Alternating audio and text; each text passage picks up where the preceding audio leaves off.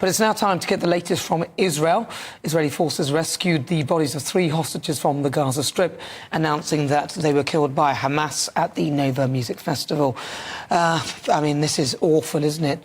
The Bring Them Home Now campaign posted on social media that they were killed while they were dancing and celebrating life. And the return of their bodies is a painful and stark reminder that we must swiftly bring back all of our brothers and sisters from their cruel captivity, the living to rehabilitation and also the murder for a proper burial. Well, joining me now is performer and Mr. Uri Geller. Uri, thank you very much for joining us. If you could just give us an update, that would be great. Okay, Nana. As you said, yesterday we heard the very tragic news here in Israel that the bodies of 3 Israeli hostages have been found in Gaza. Now, look, let me tell you their names. Shani Luke, Amit Buskia, and Itzik Gelenter. Look, Shani, by the way, was just 23 years old, a beautiful young woman in her prime of life. These 3 innocent people were, as you said, were at the Nova Music Festival when Hamas attacked. Now, not only were they brutally killed, but their bodies were dragged and taken back to Gaza. Nana, I ask you, what kind of monsters do this?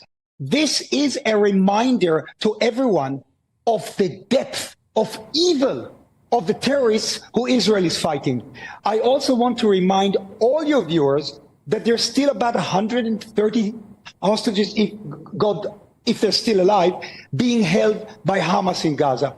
These are men, women, and children. Nana, children! The women are being abused in the most horrific ways. We know that for a fact from the hostages who have been released. Now, let me ask you, and all your viewers, why doesn't Hamas just let the hostages go? Why are they holding them? Hostage taking is an international crime. It is barbaric. Just let them go and the war will stop immediately. I have to show you something else. This is unbelievable. But look, there are 2 more things I want to say about this. In London today, your capital city, there is another hate march. This is the 32nd week where London has been hijacked by Hamas sympathizers. Let's call them what they are. Hamas sympathizers. Nana, have you ever seen a single placard calling for the release of the hostages? No. Have you ever seen a single placard calling on Hamas to accept the ceasefire? No. Now, do you know what? This is unbelievable. Ordinary British people, and you better believe it, they don't want these marches anymore. And you agree with me now, and I can feel it. You know how we know. I'll tell you how we know. And this is crazy. Last week was Eurovision, and the UK public vote gave Israel the maximum number of points. This was a resounding rejection of all these hate marches. It was the best signal which Britain could have sent. It was just amazing. And finally, just one more thing. 2 days ago, Israel was back at the International Court of Justice because South Africa, again, has accused Israel of genocide in Gaza. Nana, this is a pantomime. The war has been going on for 7 months. Do you know why? It is because Israel is trying so hard to avoid civilian casualties, exactly the opposite of genocide. If Israel wanted to destroy Gaza, it would have done it in 7 hours, not in 7 months. Now, this is unbelievable. Look at this tunnel. This is like the motorway.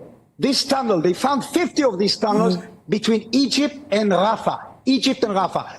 This is my opinion. Egypt is making billions on arms smuggling. Billions. You can move tanks in these tunnels. Anyhow, I hope that next time, Nana, next time we speak next week, I hope the hostages will be released. The war will be over and there will be peace for Israel and for Palestinians. And we can all start building a better future for everyone. I hope so. Thank you so much. I hope so, Uri. Thank you so much. And also, but I'm not sure whether we have evidence that these actual tunnels are being used for arms to to Egypt. But also the other thing is a lot of people on those protests would argue that they are protesting for peace.